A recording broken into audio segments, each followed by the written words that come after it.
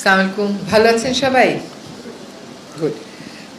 আজকে অনেকগুলো বিষয় নিয়ে আমরা আলোচনা করেছি। আজকে অনেকগুলো ভালো গুরুত্বপূর্ণ জনস্বার্থ সংশ্লিষ্ট সিদ্ধান্ত এসছে।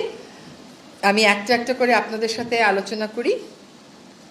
আলোচনায় যাবার আগে দুটো কথা বলবো যে আজকে যে সিদ্ধান্তগুলো এসছে তার মধ্যে দুটো সিদ্ধান্ত দুটো কমিশনের যে রিকমেন্ডেশন ছিল সেই রিকমেন্ডেশনগুলো বাস্তবায়নের উদ্যোগ হিসাবেই গ্রহণ করা হয়েছে।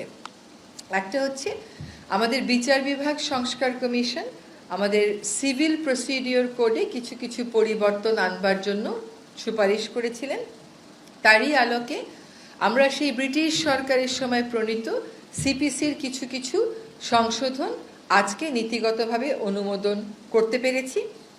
আপনারা জানেন যে বাংলাদেশে একটা কথা আছে যে কারোর সাথে শত্রুতা করতে গেলে একটা ল্যান্ড মামলা জুড়ে দাও, তাহলে 3 জেনারেশনে সেই মামলা আর শেষ হবে না।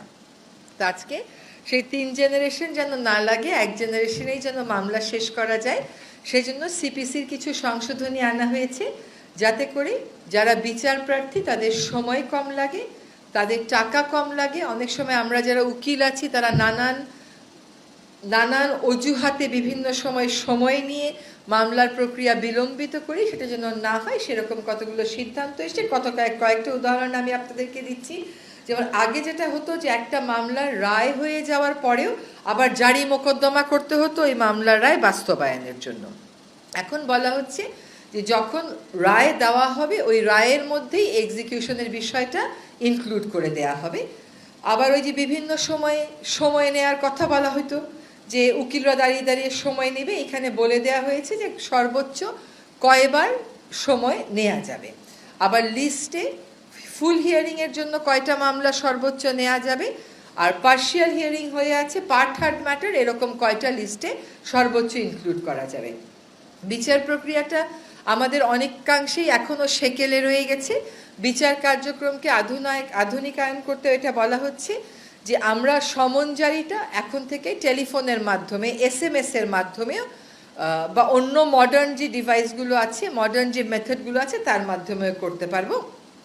আর ফাঁসিয়ে দেওয়ার জন্য ভুয়া মামলা করা হয়, আগে সেটার শাস্তি ছিল 20,000, এখন সেটাকে বাড়িয়ে 50,000-এ করা হয়েছে।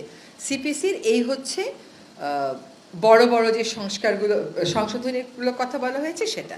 আরেকটা কথা একটু আপনাদেরকে বলতে হবে, এটা আমি খুব খুশি মনে আপনাদেরকে জানাতে চাই যে আমাদের অভিন্ন নদীর পানি ভাগাভাগি নিয়ে, পানি ব্যবস্থাপনা নিয়ে আমরা সব সময় বলি যে আমরা আন্তর্জাতিক আইনগুলো কেন স্বাক্ষর করছি না। এই অভিন্ন জলরাশির পানি ব্যবস্থাপনা নিয়ে আন্তর্জাতিক ক্ষেত্রে দুটো আইন আছে জাতিসংঘের। একটা হচ্ছে 1997 কনভেনশন, আরেকটা হচ্ছে 1992 কনভেনশন। 1997 কনভেনশনটা 1914 সালে কার্যকর হয়, অর্থাৎ উজানের দেশগুলোর অনীহার কারণে মাত্র 36টা দেশের স্বাক্ষর লাগতো, সেই স্বাক্ষর পেতেই লেগে যায় 17 বছরেরও বেশি। আরেকটা যেটা আইন আছে যেটা খুবই কার্যকর, সেটা হচ্ছে ইউরোপিয়ান ইউনিয়নকে মূলত টার্গেট করে এই আইনটা। যদিও এটা ইউরোপিয়ান ইউনিয়নকে টার্গেট করে এই আইনটা 1992 সালে, এটা কিন্তু 2016 সালে সকল দেশের জন্যই উন্মুক্ত করে দেয়া হয়েছে এবং এ পর্যন্ত প্রায় 11টি দেশ ইউরোপিয়ান ইউনিয়নের বাইরে এটাকে স্বাক্ষর করেছে। তার মধ্যে বেশিরভাগ দেশই হচ্ছে আফ্রিকান। এইটা আজকে আমরা সিদ্ধান্ত নিয়েছি যে এই কনভেনশনটা আমরা অনুস্বাক্ষর করব। এর আগে যত প্রক্রিয়া ছিল সংশ্লিষ্ট জনদের সাথে আলাপ আলোচনা করা, আন্তঃমন্ত্রণালয়ে আলাপ আলোচনা করা, তারপরে ওই কনভেনশনের সেক্রেটারিয়েট থেকে লোক আসা, সবই আমাদের হয়ে গেছে। ফলে বাংলাদেশ এখন সিদ্ধান্ত নিয়েছে convention on the protection and use of transboundary water courses and international lakes 1992, এটাতে বাংলাদেশ অনুস্বাক্ষর করবে এবং বাংলাদেশকে দিয়েই আসলে এশিয়ার দেশগুলোর স্বাক্ষর প্রক্রিয়াটা শুরু হচ্ছে। আজকে এখানে ব্যাংকিং সেক্টরের বেশ কয়টা অধ্যাদেশ আমরা কতগুলো নীতিগতভাবে কতগুলো চূড়ান্ত অনুমোদন দিয়েছি। তার মধ্যে একটা হচ্ছে সরকারি হিসাব নিরীক্ষা অধ্যাদেশ, আরেকটা হচ্ছে ব্যাংক রেজলিউশন অধ্যাদেশ, আরেকটা হচ্ছে রাজস্ব নীতি ও রাজস্ব ব্যবস্থাপনা অধ্যাদেশ, আরেকটা হচ্ছে গ্রামীণ ব্যাংক সংশোধন অধ্যাদেশ। আপনাদেরকে একটা কথা জানিয়ে দিই যে এই অধ্যাদেশগুলো নিয়ে আলোচনার সময় আমাদের মধ্যে এই সিদ্ধান্ত গৃহীত হয়েছে যে ফিনান্সিয়াল ক্রাইম বা অর্থনৈতিক ক্রাইম যে গোষ্ঠীগুলো করেছেন তাদের বিচার প্রক্রিয়াটা শুরু করার জন্য একটা কমিটি গঠন করা হচ্ছে। তদন্ত এবং বিচার প্রক্রিয়া শুরু করার জন্য একটা কমিটি গঠন করা হচ্ছে।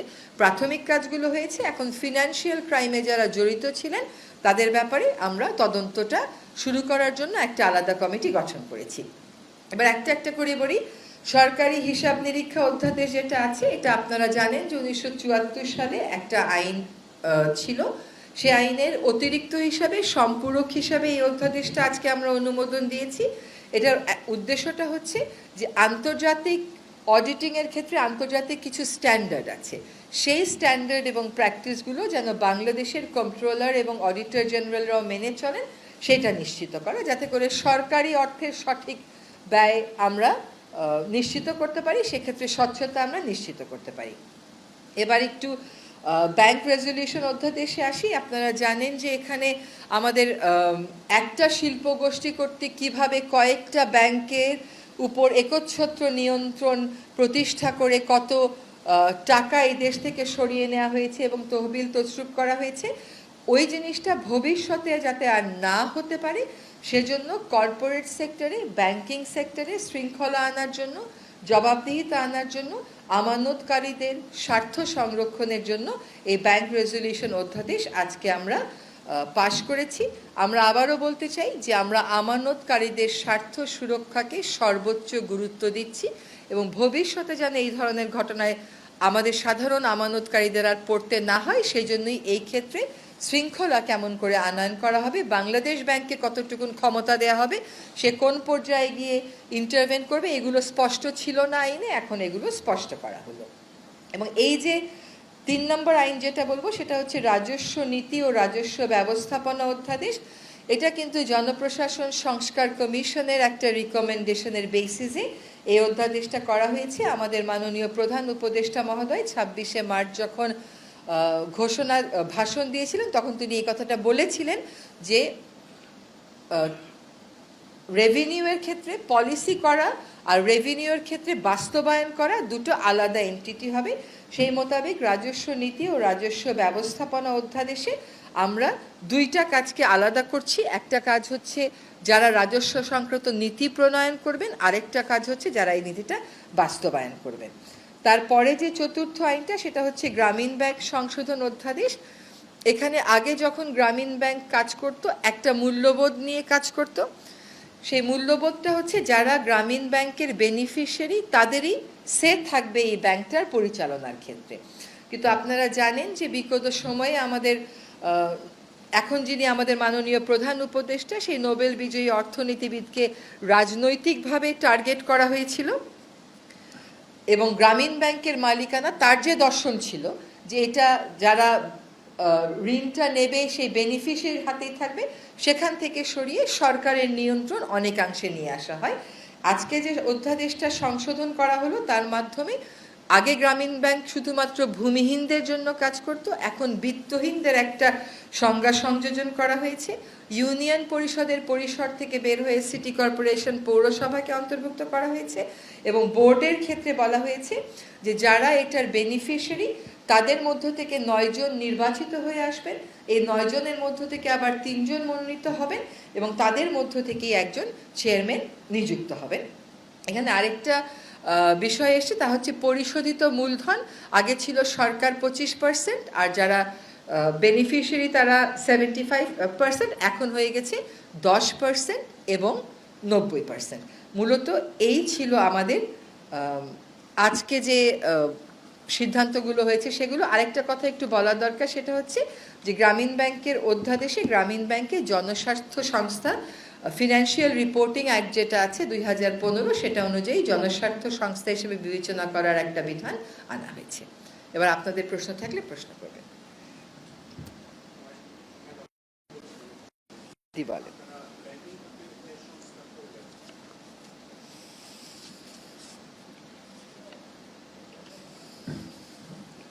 মেহেদি বলছিলাম মেহেদি বলেন। আপনারা ব্যাংকিং খাতের যে সংস্কার করলেন, আইনি যে সংস্কার করলেন, আগে আমরা দেখতাম একটা গোষ্ঠী একাই 7-8টা ব্যাংকের মালিকানা নামে বেনামে নিয়ে নিত। এখন এটা কি বন্ধ হবে? এটা স্পষ্ট করেছেন কি?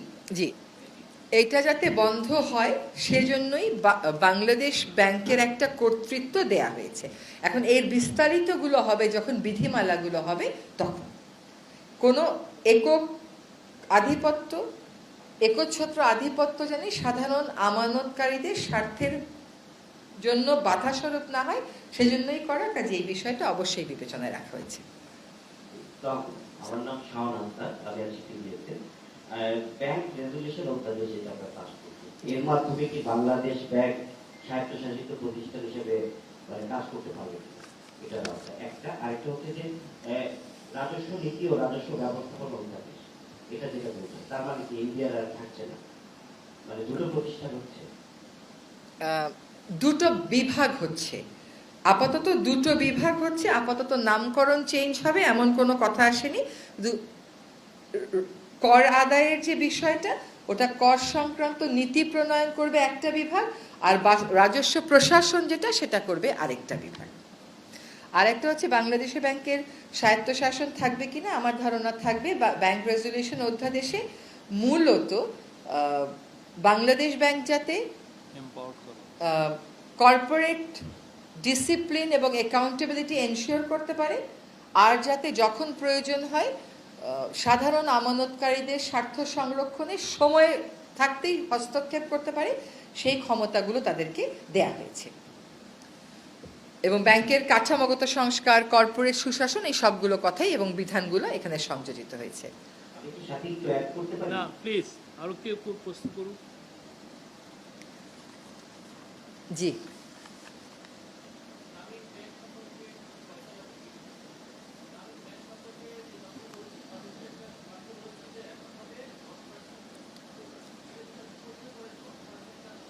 10% হচ্ছে সরকারের কাছ থেকে যাবে, আর 90% হচ্ছে যারা বেনিফিশিয়ারিজ তাদের থেকে যাবে, এবং তারা এটা ক্রমান্বয়ে এই 90%টাকে মেক আপ করতে পারবে।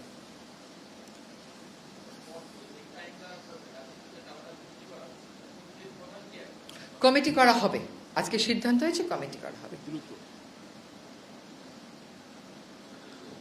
Any other question?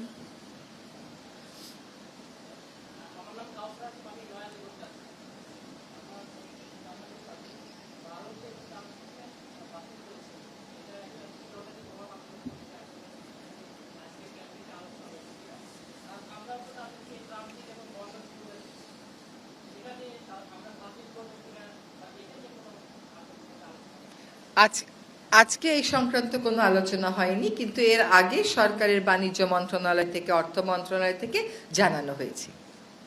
আসসালামু আলাইকুম, আমি মেহরাব সুমন, এশিয়ান টেলিভিশন থেকে। জি মেহরাব, আমার প্রশ্নটা হচ্ছে আপনার যারা 1 কোটি টাকার সম্পত্তির এগেইনস্টে 10 কোটি অথবা 20 কোটি টাকা যে লোন নিচ্ছে, পরবর্তীতে তারা এটা দিতে পারছে না, ডিফল্টার হচ্ছে, কিন্তু সেক্ষেত্রে তো আমরা যারা এখানে ব্যাংকে টাকা রাখি তারাই তো ক্ষতিগ্রস্ত হচ্ছি।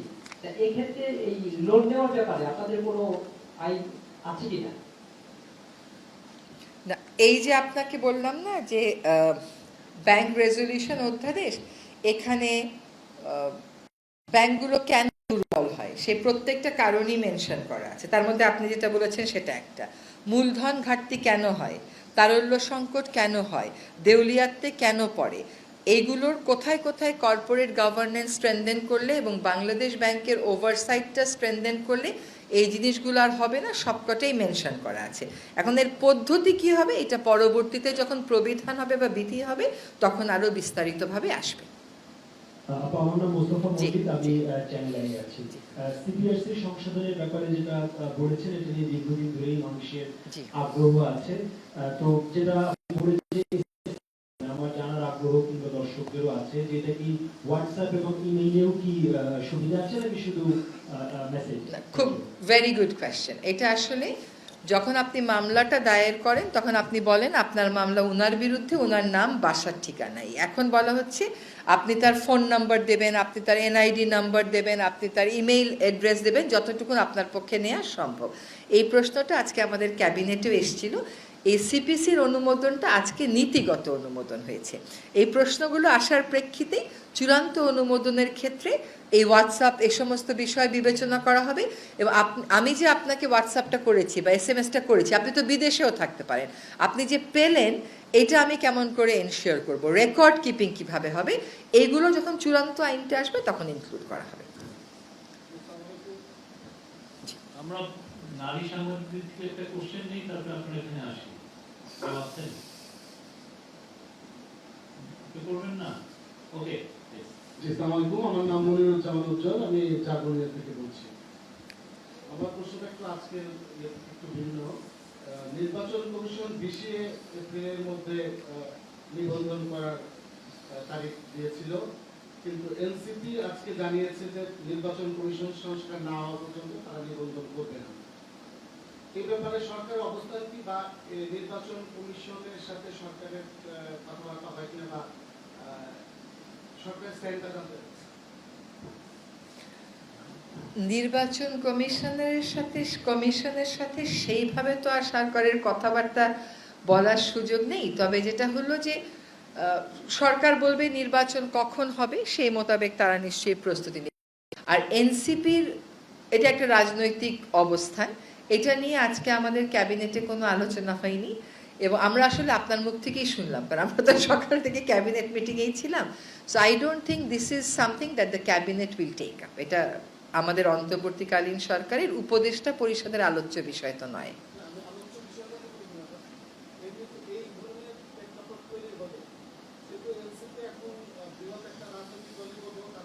জি,